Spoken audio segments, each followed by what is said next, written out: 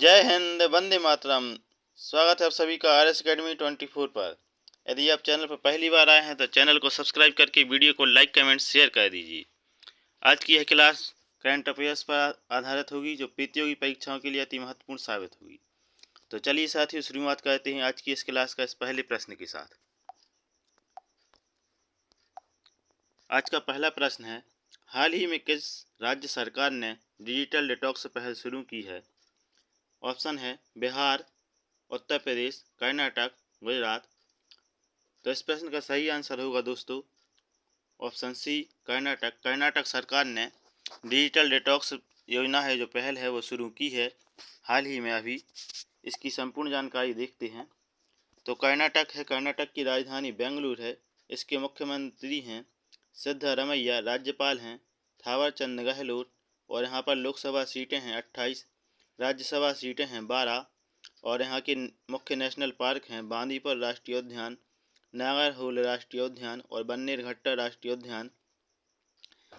दुनिया का सबसे बड़ा रेलवे प्लेटफॉर्म 1507 मीटर का कर्नाटक राज्य में स्थित है। यहाँ की जो प्रतिमा है समृद्धि प्रतिमा, वो बेंगलुरु में स्थित है। फसल बीमा योजना में यह प्रदेश टॉप पर है। और कंबाला भैंस दौड़ प्रतियोगिता यहाँ पर होती है। कर्नाटक ने T20 नागेश ट्रॉफी भी जीती है, जो क्रिकेट की ट्रॉफी होती है। इसके बाद आगे देखते हैं, अगले प्रश्न की ओर चलते हैं। अगला प्रश्न है, हाल ही में किस राज्य के राज्यपाल बनवारी लाल पुरोहित ने अपने पद से इस्तीफा दिया है? ऑप्शन ए है Uttar Pradesh, option B Madhya Pradesh, option C Odisha, option D Punjab. तो इस प्रश्न का सही आंसर है दोस्तों ऑप्शन डी पंजाब। पंजाब राज्य के राज्यपाल बनवारी लाल पुरोहित ने अपने पद से इस्तीफा दे दिया है। इसकी संपूर्ण डिटेल देखते हैं। पंजाब की राजधानी है चंडीगढ़। यहाँ की जो CM हैं वो आम आदमी पार्टी के नेता भगवंत सिंह मान हैं। सभी दुर्घटना हॉटस्पॉट को मैप करने वाला पहला राज्य पंजाब है। यहाँ की जो दुर्घटनाएं होती हैं उनको हॉटस्पॉट में मैप करता है पंजाब। पंजाब के मुख्यमंत्री ने डोर स्टेप सेवाओं के लिए योजना शुरू की। पंजाब के मुख्यमंत्री को सर्टिफिकेट ऑफ एक्सीलेंस से सम्मानित किया गया है। पंजाब सरकार ने राज्य को नशा मुक्त बनाने के लिए मिशन होप इनिशिएटिव शुरू किया है। पंजाब की नवापिंड सरदारा गांव को सर्वश्रेष्ठ पर्यटन गांव का पुरस्कार मिला है। चलिए दोस्तों, अगले प्रश्न की ओर चलते हैं। अगला प्रश्न है, 2024 पेरिस ओलंपिक के लिए मशाल वाहक के रूप में किसका चयन किया गया है? तो इसके ऑप्शन हैं, option A Harmanpreet Singh, option B Lovlina Borgohain, option C Abhinav Bindra, option D R Praggnanandhaa. तो जो पेरिस में ओलंपिक होने वाला है 2024 का, इसके जो मशाल वाहक हैं वो कौन हैं? तो इस प्रश्न का सही आंसर होगा दोस्तों option C Abhinav Bindra. Abhinav Bindra Paris Olympic 2024 में मिसाल वाहक के रूप में चयन किया गया है। इनका ये झंडा लेकर सबसे आगे होंगे। इस प्रश्न की डिटेल देखते हैं। भारत के पहले व्यक्तिगत ओलंपिक स्वर्ण पदक विजेता और IOC इंटरनेशनल ओलंपिक एथलीट आयोग के सदस्य अभिनव बिंद्रा प्रतिष्ठित प्रतीक को ले जाने के लिए चुने गए हैं। 11,000 मशाल धारकों में से एक हैं। ग्रीष्मकालीन ओलंपिक 2024 पेरिस में होने वाला है। इसका आयोजन करता देश है पेरिस। पेरिस की राजधानी फ्रांस है। और पेरिस ओलंपिक 2024 का शुभंकर फ्रीजियन कैप रहने वाला है। चलिए दोस्तों, अगले प्रश्न की ओर चलते हैं। अगला प्रश्न है, हाल ही में 2024 में 5 नई रामसर साइटें जोड़ने के बाद भारत में कितनी रामसर साइटें हो गई हैं? ऑप्शन ए है 75, option B 80, option C 85, option D 90। तो 2024 में 5 नई रामसर साइटें जोड़ी गई हैं। इसके बाद भारत में कुल रामसर साइटों की संख्या 80 हो गई है। 80 रामसर साइट अभी वर्तमान भारत में हैं। इसकी डिटेल है, हाल ही में 2024 में 5 नई रामसर साइटें जोड़ने के बाद भारत में अब 80 रामसर साइटें हैं। इनमें 2 वेटलैंड तमिलनाडु के और 3 कर्नाटक के हैं। इसके साथ ही देश की 80 वेटलैंड्स को रामसर साइट का दर्जा मिल गया है। कर्नाटक की रामसर साइट हैं अंक समुद्र पक्षी संरक्षण रिजर्व, अघनाशिनी एस्चुरी और मगधी केरी संरक्षण रिजर्व, तमिलनाडु की जो रामसर साइटें हैं, कराईवेट्टी पक्षी अभ्यारण्य और लॉन्गवुड शूला रिजर्व वन। रामसर साइट में शूला वेटलैंड्स के साथ तमिलनाडु शीर्ष पर बना हुआ है। तो सबसे ज़्यादा रामसर साइट्स हैं तमिलनाडु राज्य में स्थित हैं, वहाँ पर 16 रामसर साइटें हैं। चलिए दोस्तों अगले प्रश्न को देखते हैं। अगला प्रश्न है, हाल ही में किसने सबसे कम उम्र में माउंट एवरेस्ट के बेस कैंप तक पहुंचने का रिकॉर्ड बनाया है? ऑप्शन ए है Carter Dallas, option B Virat Chandra, option C Kami Sherpa, option D Pasang Sherpa. तो सबसे कम उम्र में जो माउंट एवरेस्ट की बेस तक पहुंचने का रिकॉर्ड बनाया है वो ऑप्शन ए कार्टर डलास ने बनाया है। ये सबसे कम उम्र के व्यक्ति हैं जिन्होंने माउंट एवरेस्ट के बेस कैंप तक पहुंचने का पहला रिकॉर्ड बनाया है।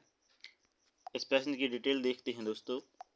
हाल ही में कार्टर डलास ने सबसे कम उम्र में माउंट एवरेस्ट की बेस कैंप तक पहुंचने का रिकॉर्ड बनाया है। स्कॉटलैंड के कार्टर डलास महज अभी 2 वर्ष के हैं। माउंट एवरेस्ट को नेपाल में सागरमाथा के नाम से जाना जाता है, जो दुनिया की सबसे ऊंची चोटी है, जिसकी ऊंचाई 8,848 मीटर है, जो दुनिया की सबसे ऊंची चोटी है। इस पर सबसे कम उम्र यानी 2 साल के व्यक्ति जो स्कॉटलैंड के हैं, कार्टर डलास हैं, जो माउंट एवरेस्ट की बेस तक पहुंच गए हैं, इन्होंने रिकॉर्ड बनाया है। अगले प्रश्न की ओर चलते हैं दोस्तों। अगला प्रश्न है, हाल ही में भारतीय नौसेना में शामिल किया गया पहला सर्वेक्षण पोत कौन सा है?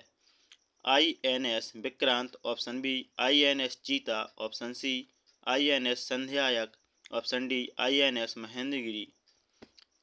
तो इस प्रश्न का सही आंसर होगा दोस्तों ऑप्शन सी INS संध्यायक। भारतीय नौसेना में शामिल किया गया पहला सर्वेक्षण पोत है, जो अभी इस वर्ष ही शामिल किया गया है भारतीय नौसेना में। यह पहला सर्वेक्षण पोत है। इसकी डिटेल देखते हैं दोस्तों।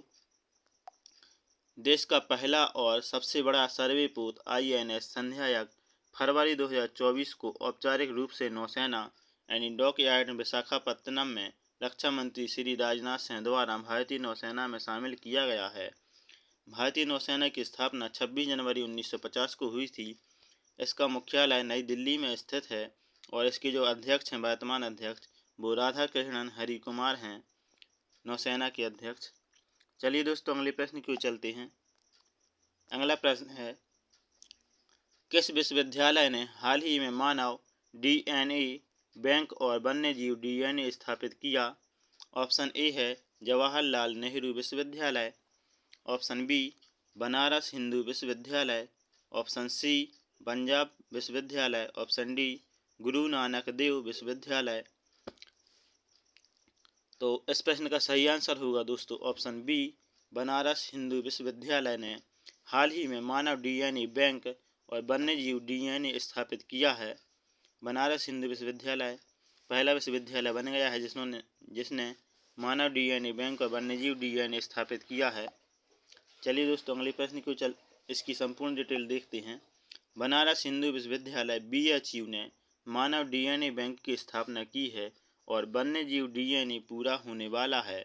DNA बैंकों का लक्ष्य व्यक्तिगत चिकित्सा, वन्यजीव संरक्षण और महामारी विज्ञान के अध्ययन के लिए आनुवांशिक डेटा एकत्र करना और उसका विश्लेषण करना है। DNA का फुल फॉर्म होता है डीऑक्सीराइबो न्यूक्लिक एसिड। चलिए दोस्तों अगले प्रश्न की ओर चलते हैं। अगला प्रश्न है, हाल ही में भारत के नए स्वास्थ्य सचिव कौन नियुक्त किए गए हैं? Option A Mansukh Mandaviya, option B Hiralal Samariya, option C Apurva Chandra, option D Anil Lahoti. तो इस प्रश्न का सही आंसर है दोस्तों ऑप्शन सी अपूर्व चंद्रा। अपूर्व चंद्रा को स्वास्थ्य विभाग का नया सचिव नियुक्त किया गया है, जो अभी हाल ही में बनाए गए हैं। तो चलिए साथियों इसकी डिटेल से जानकारी देखते हैं। सूचना एवं प्रसारण अपूर्व चंद्रा को स्वास्थ्य एवं परिवार कल्याण विभाग का सचिव नियुक्त किया गया है। अपूर्व चंद्र महाराष्ट्र कैडर के 1988 बैच की भारतीय प्रशासनिक सेवा IAS अधिकारी हैं। कैबिनेट की नियुक्ति समिति ACC ने स्वास्थ्य और परिवार कल्याण विभाग के सचिव के रूप में चंद्रा की नियुक्ति नियुक्ति को मंजूरी दे दी है। तो इस प्रकार से अपूर्व चंद्रा परिवार एवं स्वास्थ्य कल्याण विभाग की नए सचिव नियुक्त किए गए हैं। चलिए दोस्तों अगले प्रश्न की ओर चलते हैं। अगला प्रश्न है, हाल ही में अंतरिम बजट 2024-25 के अनुसार कौन सा देश भारतीय सहायता प्राप्त करने वाला शीर्ष देश है? तो जो अंतरिम बजट पेश हुआ है 2024-25 का, इसमें भारत से जिस देश को सहायता मिलेगी उनमें से कौन सा देश शीर्ष पर है? Option A Pakistan, option B Nepal, option C Bhutan, option D Sri Lanka. तो इस प्रश्न का सही आंसर होगा दोस्तों ऑप्शन सी भूटान। भूटान शीर्ष टॉप वाला देश है जिसको जो भारत सहायता करेगा, जिसकी वो भूटान ही ऐसा देश है जिसकी सहायता भारत करेगा, इसलिए यह देश शीर्ष पर है। इसकी डिटेल देखते हैं दोस्तों। केंद्रीय बजट में दी गई जानकारी के अनुसार भूटान को ग्रांट और ऋण के तौर पर भारत की ओर से किसी देश को दी जाने वाली सबसे ज़्यादा सहायता है। वित्त मंत्रालय के बजट में दी गई जानकारी के अनुसार भूटान को सबसे अधिक 2398.97 करोड़ रुपये 1614.36 करोड़ रुपये ऋण की सहायता दी गई। इसके बाद मालदीव का नाम आता है। इस समुद्री पड़ोसी मालदीव को 770.90 करोड़ रुपये दिए गए हैं। तो भूटान को सबसे ज़्यादा सहायता दी जाने वाली है भारत देश द्वारा। तो भूटान की राजधानी थिम्पू है, यहाँ की मुद्रा नगोलेट्रम है और प्रधानमंत्री हैं यहाँ के शेरिंग टोब्गे। चलिए दोस्तों अगले प्रश्न की ओर चलते हैं। अगला प्रश्न है, हाल ही में जारी टॉम ट्रैफिक इंडेक्स रैंकिंग 2023 के अनुसार दुनिया का सबसे ज़्यादा ट्रैफिक यानी जाम वाला शहर कौन सा है? तो टॉम ट्रैफिक इंडेक्स की जो रैंकिंग्स जारी हुई है 2023 की, उसमें सबसे ज़्यादा ट्रैफिक वाला शहर कौन सा है? ऑप्शन ए है London, option B Vienna, option C Bangalore, option D New York. तो इस प्रश्न का सही आंसर है दोस्तों ऑप्शन ए लंदन। लंदन सबसे ज़्यादा ट्रैफिक वाला शहर बन गया है 2023 में। इसकी संपूर्ण डिटेल देखते हैं। एम्स्टर्डम की टॉम कंपनी ने दुनिया के 387 शहरों के ट्रैफिक का हाल बताने वाली रिपोर्ट जारी की है। टॉम कंपनी ने 2023 की रिपोर्ट में कर्नाटक राज्य के बेंगलुरु शहर को भारत का सबसे कंजेस्टेड यानी कि ट्रैफिक वाला शहर बताया है। वहीं दुनिया में इसे छठे नंबर पर रखा है बेंगलुरु को। इस बार के 13वें ट्रैफिक इंडेक्स में सबसे खराब स्तर के ट्रैफिक वाले टॉप 10 शहरों में भारत के बेंगलुरु और पुणे को छठा और 7वां स्थान मिला है। इस रिपोर्ट की नंबर 1 रैंकिंग की यूनाइटेड किंगडम के लंदन शहर को पहला स्थान मिला है। वहीं आयरलैंड के डबलिन को दूसरा और कनाडा के टोरंटो को तीसरी रैंकिंग मिली है।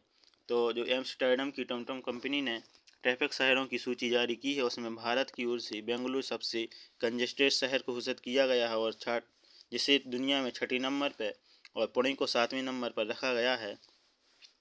तो चलिए साथियों, ये थी आज की करंट अफेयर्स की महत्वपूर्ण क्लास, जो सभी प्रतियोगी परीक्षाओं के लिए अति महत्वपूर्ण साबित होगी।